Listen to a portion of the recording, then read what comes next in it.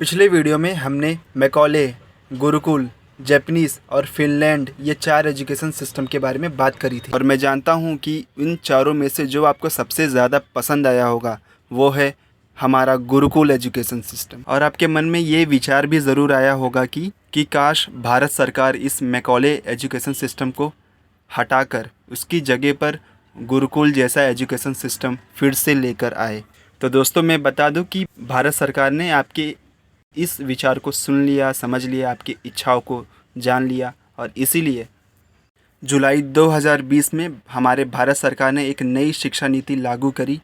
जिसका नाम है न्यू एजुकेशन पॉलिसी यानी NEP 2020, जिसमें फोकस किया जाएगा बच्चों के डेवलपमेंट पर, क्वालिटी एजुकेशन पर और स्किल्स पर।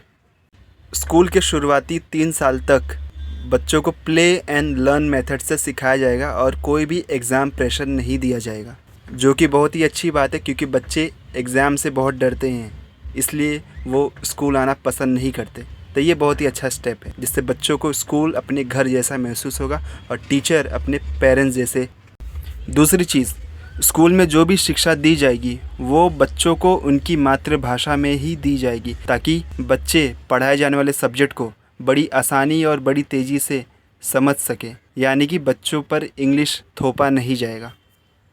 और तीसरी अच्छी बात, आर्ट्स, स्पोर्ट्स और म्यूज़िक इन तीनों पर बराबर और ख़ास ध्यान दिया जाएगा ताकि बच्चों का ओवरऑल डेवलपमेंट हो सके। इन्हें उतना ही इम्पोर्टेंट सब्जेक्ट माना जाएगा जैसे कि मैथ्स और साइंस को माना जाता है। चौथी चीज़, भारत से अनएम्प्लॉयमेंट जैसी बड़ी समस्या ख़त्म हो जाए, इसलिए बच्चों को स्कूल और कॉलेजेस में वोकेशनल स्किल्स सिखाए जाएंगे ताकि आगे जाकर बच्चों को भविष्य में कोई भी बेरोज़गारी जैसी समस्या ना हो। और पांचवा सबसे ज़रूरी बदलाव, भारत सरकार जानती है कि स्कूल में पढ़ाए जाने वाले हमारे भारतीय टीचर्स के टीचिंग स्किल्स अच्छे नहीं हैं, इसलिए भारत सरकार खास टीचर्स के लिए ट्रेनिंग सेंटर्स खोल रही है जहां पर टीचर्स को नए और इफ़ेक्टिव टीचिंग स्किल्स सिखाए जाएंगे। छठा बदलाव, आर्ट्स, साइंस और कॉमर्स स्ट्रीम्स को ख़त्म कर दिया जाएगा, यानी आर्ट्स का बच्चा साइंस और कॉमर्स के सब्जेक्ट्स भी साथ में पढ़ सकता है, साइंस का बच्चा आर्ट्स और कॉमर्स के सब्जेक्ट्स भी एक साथ पढ़ सकता है, कॉमर्स का बच्चा अब से साइंस और आर्ट्स दोनों के सब्जेक्ट्स पढ़ सकता है।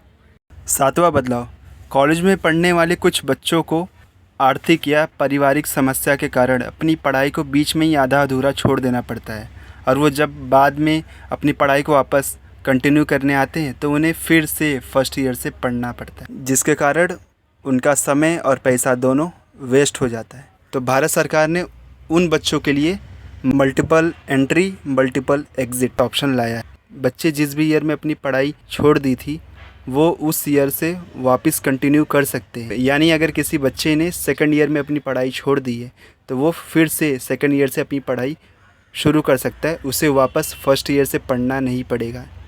और आठवां बदलाव, आपके सिलेबस को बहुत कम किया जाएगा ताकि आपको ज़्यादा से ज़्यादा प्रैक्टिकल स्किल्स और प्रैक्टिकल नॉलेज दिया जा सके। इंडियन कल्चर और इंडियन हिस्ट्री को ज़्यादा पढ़ाया जाएगा। ये नया एजुकेशन पॉलिसी कल्चर और टेक्नोलॉजी का संगम रहेगा, यानी कल्चर और टेक्नोलॉजी दोनों पर खास ध्यान दिया जाएगा। और सबसे आखिरी बदलाव, भारत के बच्चे फॉरेन कंट्रीज़ में पढ़ना ज़्यादा पसंद करते हैं क्योंकि उनका मानना है कि फॉरेन्स में भारत के मुकाबले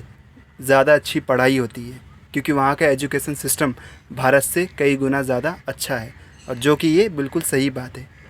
लेकिन इससे ब्रेन ड्रेन की समस्या हो जाती है क्योंकि भारत के बच्चे बहुत ही मेहनती और टैलेंटेड होते हैं। अगर वो विदेश में जाकर पढ़ाई करेंगे तो उन्हें विदेश में नौकरी मिल जाती है, वो फिर विदेशी देशों के लिए काम करने लगते हैं, यानी भारत के बच्चे भारत को आगे बढ़ाने के बजाय फॉरेन कंट्रीज़ को आगे बढ़ाने लग जाते हैं। तो ब्रेन ड्रेन की समस्या से निपटने के लिए भारत सरकार ने NEP में एक पॉलिसी बनाई है जिसके तहत वर्ल्ड के टॉप यूनिवर्सिटीज़ और कॉलेजेस को भारत में भी अपने कैंपस खोलने होंगे, जिसके कारण भारत के बच्चों का ब्रेन ड्रेन भी नहीं होगा और उन्हें अच्छी क्वालिटी की एजुकेशन भी मिल जाएगी।